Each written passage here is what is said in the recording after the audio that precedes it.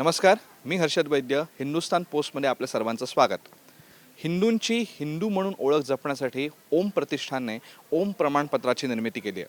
आज हेच प्रमाणपत्र नेमकं आहे काय, त्याची गरज का भासली आणि नेमके त्याचे फायदे काय आहेत याबद्दल आपल्यासोबत बोलण्यासाठी उपस्थित आहेत याच ओम प्रतिष्ठानचे समन्वयक प्रसाद वडके सर. तर सर, माझा पहिला प्रश्न आपल्याला असा आहे की हे ओम प्रमाणपत्र असं काहीतरी निर्मिती करावी ह्याची आपल्याला गरज का भासली? मुळात असं झालं की हा हिंदुस्थान जेव्हा स्वतंत्र झाला तेव्हा हा एक भाग धर्माच्या नावाने स्वतंत्र झाला आणि दुसरा भाग धर्माच्या नावाने विभागला गेला. जेव्हा मी म्हणतो की आम्ही धर्माच्या नावाने स्वतंत्र झालो तेव्हा हिंदू म्हणून आणि मुळात सांगायचं झालं तर बहुसंख्य हिंदू म्हणून आम्ही संघटित असायला हवं होतं, आम्ही एकत्रित असायला हवं होतं.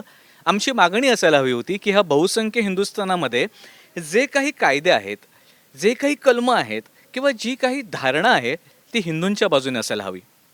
दुर्दैवाने आम्हाला असं पाहायला मिळालं की आमच्याच स्वतंत्र हिंदुस्थानात, ज्याला आम्ही नाव हिंदुस्थान आहे, बहुसंख्याक हिंदू आहेत, त्याच हिंदुस्थानामध्ये, बहुसंख्य असलेल्या हिंदुस्थानामध्ये दुर्दैवाने कुठेतरी चरबीयुक्त असा प्रसाद आम्हाला खायला मिळाला. करोडो लोक ज्या देवस्थानामध्ये जातात, करोडो लोक ज्या देवस्थानाला मानतात, आमच्या हिंदूंची श्रद्धास्थानं, आमच्या हिंदूंची प्रेरणास्थानं, स्फूर्तीस्थानं हे आमची मंदिर, आमची माता आणि आमची स्त्री, हे तीन आहेत. त्याच लोकांना जर पाठवायचं कोणी कटकारस्थान करत असेल तर कोणीतरी पुढाकार घेऊन हे कार्य करणं आवश्यक होतं. ते कार्य माननीय श्री रणजितजी सावरकर, स्वातंत्र्यवीर सावरकरांचे नातू आणि सौ मंजिरी मराठे यांनी हातात घेतलं आणि त्यांनी ओम प्रमाणपत्राची सुरुवात केली. थूक, फूक आणि दुर्दैवाने हे बोलावं लागतंय की थुकलेलं अन्न, फुंकलेलं अन्न आणि मूत्र विसर्जित अन्न हे जर हिंदूंना मिळत असेल तर शुद्ध अन्न मिळवण्याचा आम्हाला अधिकार आहे. तो अधिकार ओम प्रमाणपत्राद्वारे प्रत्येक हिंदूंना मिळणार आहे. यासाठी आपण याची स्थापना केली. सर, हे ओम प्रमाणपत्र नेमकं आहे काय आणि ह्याचे नेमके फायदे काय असणार आहेत? प्रत्येक हिंदूंना माझं आव्हान असेल, म्हणजे तुमच्या हिंदुस्तान पोस्टच्या माध्यमातून मी प्रत्येक हिंदू व्यावसायिकाला, प्रत्येक हिंदू ग्राहकाला हे आव्हान करेन. ओम प्रमाणपत्राच्या अंतर्गत जो कोणी हिंदू आहे आणि ज्याला संविधानाने अधिकार दिला आहे की मी कोणाकडनं अन्नपदार्थ खरेदी करावे, मी कोणाकडनं धान्य खरेदी करावं, मी कोणाकडनं तेल खरेदी करावं किंवा मी कोणाकडनं फर्निचर खरेदी करावं किंवा ह्याच्याही पुढे जाऊन सांगतो मी कोणाला भंगार विकावं. जर आम्हाला आजपर्यंत भंगारवाले इतर पंथीयातले दिसत असतील तर आजपासून आमचा भंगारवाला असेल, आमचा अन्नपदार्थ विक्रेतावाला असेल, आमचा तेल विक्रेतावाला असेल, ह्याच्याही पुढे जाऊन आमचा बेकरी करणारा व्यावसायिक हा हिंदू असेल, तो हिंदू आहे म्हणून आम्ही त्यांच्याकडून विकत घेणार. हा आमचा संविधानाने दिलेला अधिकार आहे. त्या अधिकारानुसार आम्ही ओम प्रमाणपत्र दिलं आहे. ओम प्रमाणपत्राचा फायदा असा आहे की हे प्रमाणपत्र जे आहे ते हिंदू व्यावसायिकांना आपण देणार आहोत, जेणेकरून जो हिंदू आहे आणि ज्याच्याकडे काम करणारे हिंदू आहेत ते हे प्रमाणपत्र घेऊ शकतात.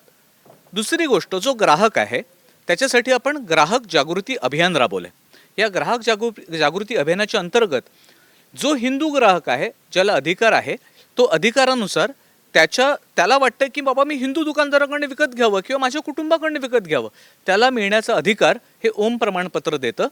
त्याने जावं, ज्या हिंदू व्यावसायिकाकडे ओम प्रमाणपत्र आहे तिथे त्याने स्कॅन करावं. स्कॅन करून झाल्यानंतर त्याला जर दिसलं की बाबा जो ग्राहक, म्हणजे वरती जे नाव दिसतंय ते नाव आहे एखाद्या विशिष्ट हिंदू माणसाचं, तो मनुष्य आहे, तो हिंदू आहे आणि त्याच्यानंतर हे प्रमाणपत्र त्याला समोर स्कॅन केल्यावरती दिसतं. जर हे प्रमाणपत्र दिसत असेल तर तो हिंदू व्यावसायिक आहे आणि हिंदू ग्राहक म्हणून मी त्याच्याकडनं खरेदी करणार. हिंदूंपासून हिंदूंपर्यंत हे आपलं धोरण आणि हे धोरण प्रत्येक हिंदूंपर्यंत पोचावं, हा हिंदू ग्राहक जागृती अभियान म्हणून सुद्धा आमचा प्रयत्न आहे. सर्व हिंदू व्यावसायिकांनी हे ओम प्रमाणपत्र घ्यावं यासाठी आपण सर्व हिंदू व्यावसायिकांना काय आवाहन कराल? समस्त हिंदू व्यावसायिकांना, हिंदू ग्राहकांना ओम प्रतिष्ठानतर्फे मी आवाहन करतो, हिंदूंपासून हिंदूंपर्यंत माझा व्यवहार माझ्या माणसांपासून माझ्या माणसांपर्यंत, या अनुषंगाने किंवा या जोडीने आपण सगळे एकत्रित संघटित होऊया आणि माझा व्यवसाय हिंदूंपासून हिंदूंपर्यंत असेल याची काळजी घेऊया. जो ओम प्रमाणित आहे त्या विक्रेत्याकडूनच खरेदी करूया आणि स्वतःसुद्धा ग्राहक जागृती अभियानामध्ये नोंदणी करूया, एवढंच आवाहन मी या माध्यमातून हिंदुस्तान पोस्टच्या माध्यमातून आपल्याला करते. धन्यवाद. तर हे होते प्रसाद वडके सर. आपल्याला त्यांनी ओम प्रतिष्ठानच्या ओम प्रमाणपत्राबद्दल त्यांनी सांगितलं. ही माहिती तुम्हाला कशी वाटली हे आम्हाला कमेंट बॉक्समध्ये नक्की सांगा आणि हिंदुस्तान पोस्टच्या यूट्यूब चॅनलला अवश्य सबस्क्राईब करा. नमस्कार.